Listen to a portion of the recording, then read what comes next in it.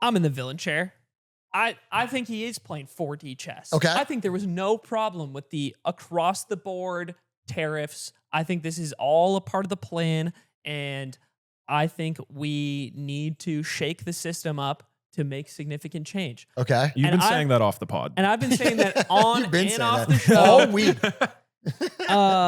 One of the I had basically a few questions to try and get you to push against these arguments. Okay, I don't yeah. think a lot of it's interesting because I don't think that many people are necessarily even in this camp. Even if they did vote for Trump, it is interesting to see the public divergence on Yeah, they haven't been opinions of popular. him right now. Yeah. The first thing I wanted to bring up is the stock market gets mentioned all the time. It's we're plummeting, we're going into recession, stock market used as an indicator of economic health. But I would argue, hey, I'm just a normal guy. I'm I have a middle income job. I don't have a lot invested in stocks, maybe nothing invested in stocks, like most people in the country don't.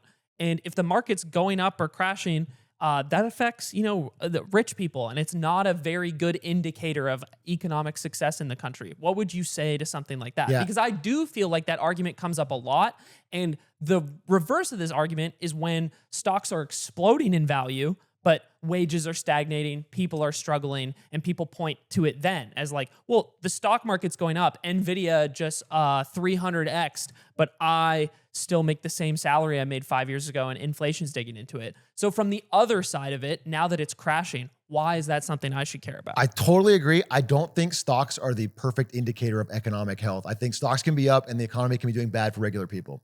However, stocks crashing is certainly not good for regular people for two reasons. Number one is you say most Americans don't have stocks. Most Americans actually do. It's just that the most of them are owned by rich people. Mhm. But they do actually own stocks, and they have them in a 401k, which is largely in the S&P 500.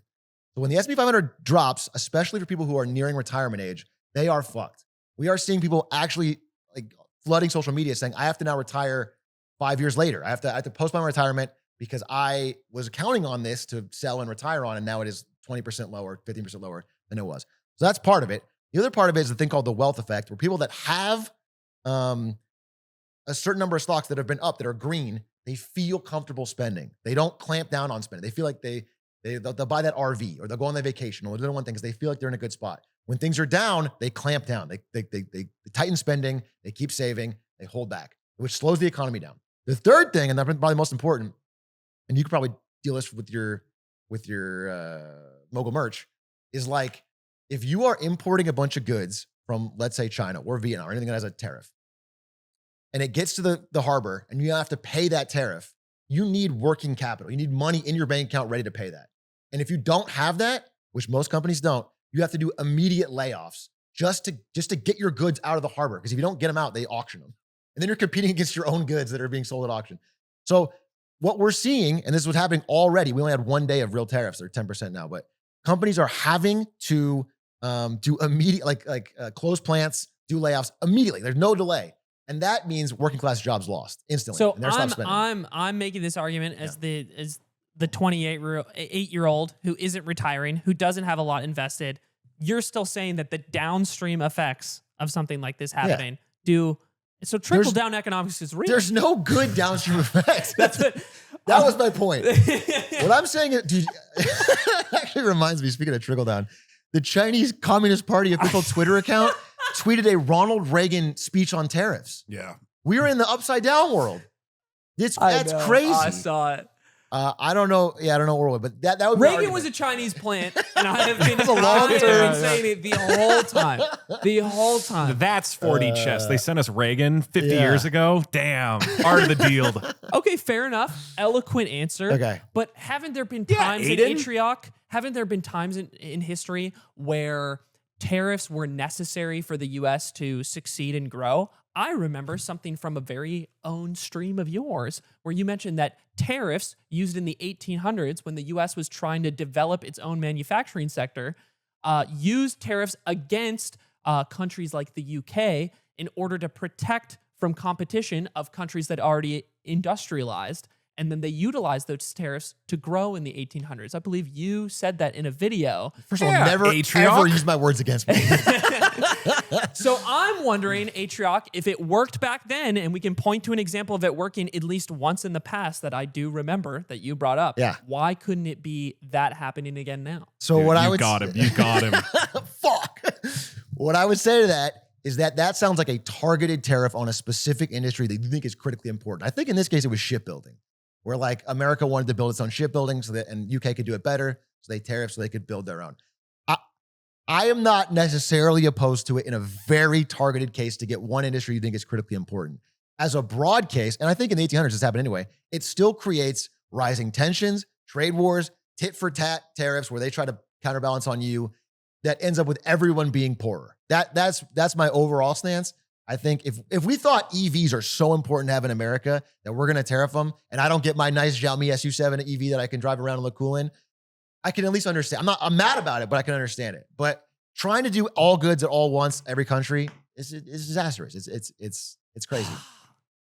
I feel like you're deconstructing my generalized argument and making very specific points that are difficult to Quick, argue with. attack his character. So I would like. Ooh, So you're a piece of shit. You're a piece of shit. Old, bald, no, bald. no. Okay. I'm wearing a hat, you can't I tell. had another thought. Okay. thought. All right. The current Argentinian president, Yeah. who I forget the name of, Javier Milei. basically campaigned on this idea that in order to repair the economic circumstances that we're in, we are going to need to go through a period of pain in order to succeed and come out the other side more successful. The pain that we're feeling right now is a part of the plan. It has to happen in order to create large economic change in the country. Okay. In order to get to a state where we're a happier, better, financially better off country, Yeah. we need to go through a period of damage like this in Okay. order for that to happen. And Javier ended his speech calling you bald. Yeah. And then he did mention This that. is the period of pain I'm going through to grow. Yeah. And then keep he calling me dude, bald. in private, he apparently he's buying a lot of Spanish doubloons. Yeah. Okay, last one I want to say on this. That is fucking insane. That was the dumbest thing you've ever said. because I want to target it. thing I've ever seen. Because Javier Milei, not that I agree with everything he said, but had a completely opposite viewpoint. He's completely anti-tariff, totally open, free trade, totally. So it's like saying, if I shoot you in the leg and you're like, oh, I'm in pain. I'm like, well, Javier Milei said going through a period of pain. Like it's an entirely different thing. It's not a relevant example. It doesn't mean all pain will always lead to growth. It just means that guy thought in that instance. Javier said, anytime you're in pain, it's good. So I disagree. I disagree wholeheartedly with Okay, that. counterpoint. Okay, In yeah. the 1800s, we used to do bloodletting to heal people. Yeah, well, that was me guilty. I'm old enough. Yeah, okay. I used to bloodlet. No, I don't know. I think I'm trying to be as generous as I can to what I think is a pretty dumb idea. I think we're not benefiting. Is what I'm Okay. trying to say. I have one more question. Yeah. And this is something a little more genuine, less villain cherry. Okay. Is you mentioned last week that a big part of becoming a more developed economy is you sort of naturally lose these manufacturing jobs over time to developing nations behind you that kind of pick up those jobs and are able to supply them with like lower cost of labor, right? Yeah. But you mentioned that the developed country like the US, maybe the Norways or the Denmarks or France, you move on to producing more complicated goods that those countries aren't able to produce, and you're specializing in offering like new services that allow your country to keep making things, basically. Yeah, like move up the value chain. You move up the value chain. Yeah, okay. That was the way you described it. What is the end game of moving up the value chain though? You're forever progressing in a game where countries are chasing your country and trying to catch up. Is it not worth fighting to maintain the original base manufacturing jobs in some way? Because even if I move up the value chain, maybe 20, 30 years from now, those jobs are being chased by Vietnam because they developed even further along the way. Do you know what I'm saying? I sort of know what you're saying. That's not a problem I can solve in this chair. I'll tell you that. I don't. I feel like we've been solving so many global issues along the way in Lemonade No, Stand. I have no feel idea. like Fair, you could after we just- talked about tariffs last week, they went away. they, They're gone now. So it's true. Yeah, he dropped them. Point. That though. is a And good they point. went away before we recorded our next episode. Right. That's a good point. I Palm think of our Trump hands. watch. I think he's hooked. I don't know. I think you had a good point actually last week. You were talking about this where it's like, if you lose the base manufacturing, eventually you kind of lose the skill set that allowed you to get to the. If like you can't make batteries, you can't make the. I'm not convinced that we will just be higher on the value chain than the rest of the world forever. I don't think there's many indicators that we as Americans or people in the West are inherently. I mean, it's like if you just think about like most of the centuries where the West has dominated the global world, right, and technology, China, India, the global Southeast, like.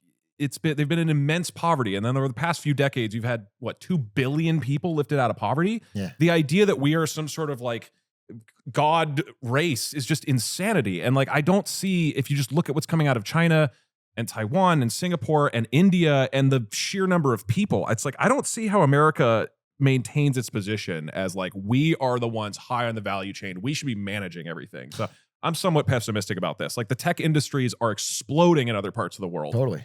Well, yeah. I think a good demonstration of this actually is Chinese manufacturing, because I think up until recently, and now that these discussions are more popular and more in the news, I think people used to have this idea of sweatshop in China, like getting together this like shittily made good, and that's what Chinese manufacturing is.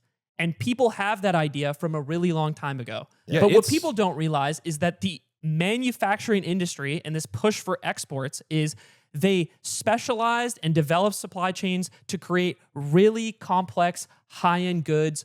Even doing something within the world of clothing that I gave the example of is it's not just about doing like things more cheaply. It's about offering more refined services that are not, they do not really exist in other countries a lot of the time. They're the ones moving up the value chain. Yeah, the level of specialization is there. We don't have, in America, we don't have people who can make these factories. And China has just this obscene amount of like STEM graduates who are focusing specifically on manufacturing. It's like, dude, they're lapping us. Like they're going so far beyond any other country. And like, it feels a little daunting. I don't see how it stops. And I don't think Trump's shit is helping at all, but I don't know, man. It's funny because maybe do you have something, one more thing? Well, I want to say I don't have the graph in front of me, but what I saw recently is that China is kind of going through at the very beginnings, the baby steps of a similar thing where the bottom part of the value chain is going somewhere else. Yes. Like it's going to Vietnam, it's going to Indonesia, it's going to India, where it's like it's now too expensive for that very basic level to do in China. So they're going somewhere else. So it might be a cycle. I think at the end of the day, you want to be the one making the electric vehicle or the Boeing jet or the tech company rather than the company making the toasters and the t-shirts. I think I believe in that, but I can see the value of having some competency at the base level.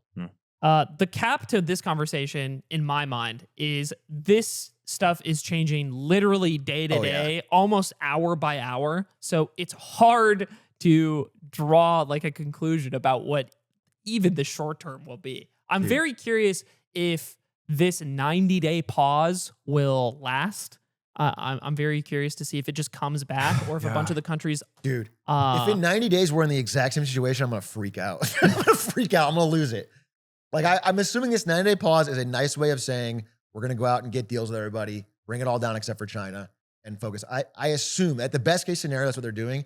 But if we end up with no negotiations, no deals, and in 90 days we're back to this, it's gonna be good content, I guess. It's gonna be a disaster. Oh, man. Well,